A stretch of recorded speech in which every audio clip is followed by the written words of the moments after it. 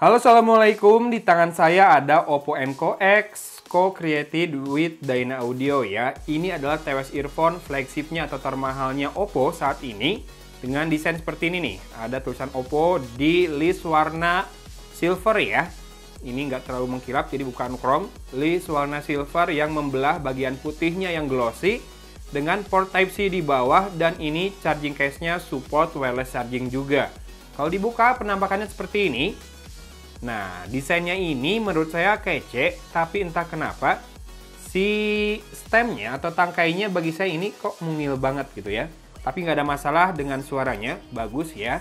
Dan ini juga sudah support LHDC, Low Latency High Definition Audio Codec ya. Ini bisa dijalankan di beberapa smartphone, tapi sayangnya Vivo tidak, kemudian Samsung juga tidak. Yang support malah Oppo, Realme, Redmi, dan Huawei. Nah, LHDC ini punya bitrate yang jelas lebih tinggi dari SBC. Nah, yang saya baca juga, dia punya latency yang lebih rendah, bahkan dari aptX adaptif sekalipun.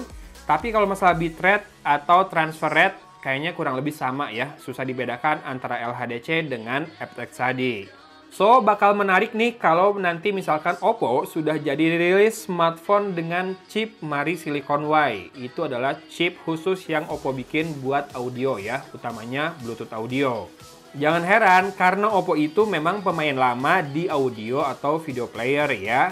Yang bikin saya heran adalah ini kan harga resminya di atas 2 juta lebih sedikit.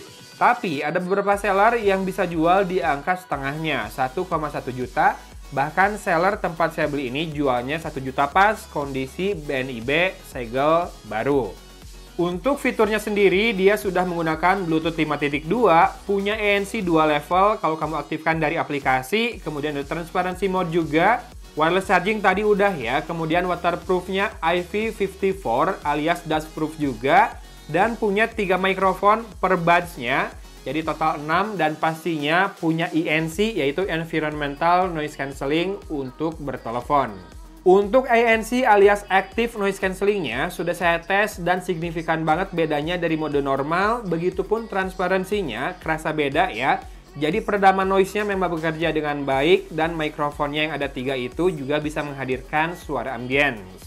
By default ini selalu pakai ANC Max ya. Jadi kamu bisa matikan ANC Max ini dan pindah ke ANC yang lebih standar dengan cara install aplikasi Hey Melody, atau kalau di handphone Oppo dan Realme bisa langsung pop-up muncul settingannya, atau di settingan Bluetooth kamu cek aja settingnya, nanti langsung lengkap masuk ke aplikasi semacam Hey Melody.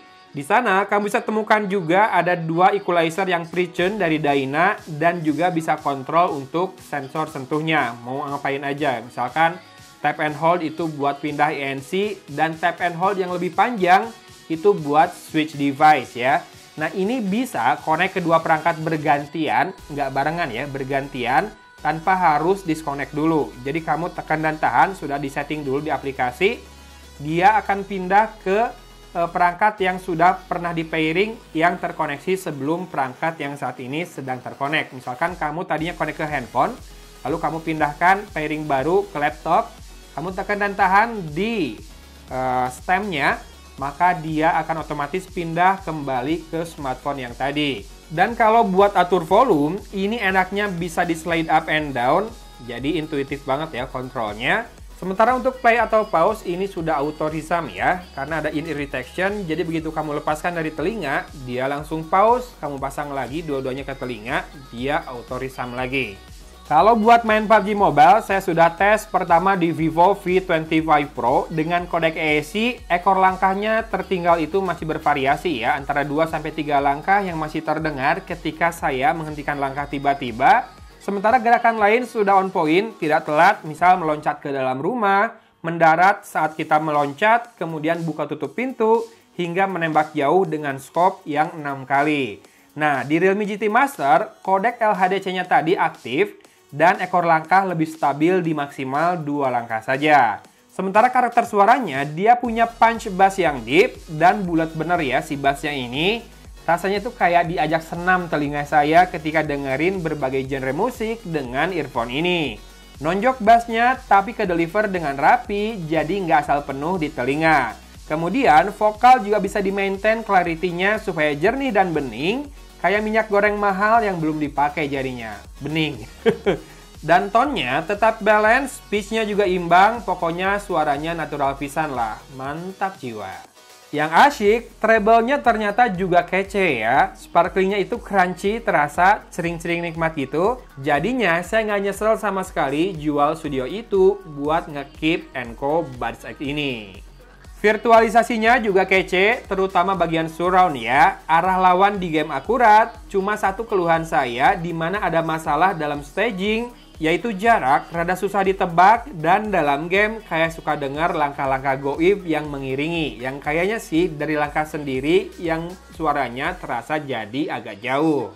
Kalau di musik sih ini bikin lively banget ya. Separasi instrumen jelas dan seperti ada ruang khusus dekat telinga untuk petikan-petikan bass dan juga dentuman kick snare-nya. Detail juga kaya meski rasanya detail dari studio itu yang kemarin itu lebih dapat. Itu. Nah, rahasianya ternyata dia punya dual driver ya. Jadi dia punya dynamic driver berukuran 11 mm dan balance armature driver berukuran 6 mm.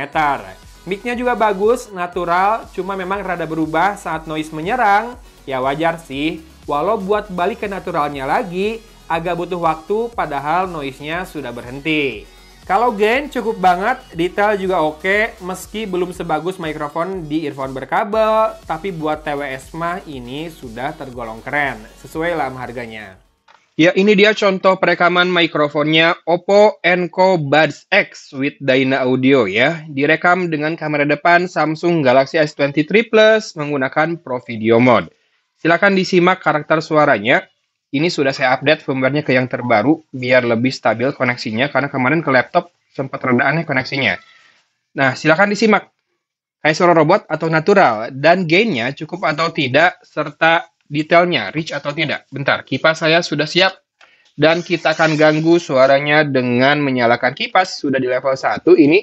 Oh, sini ngarahnya ya.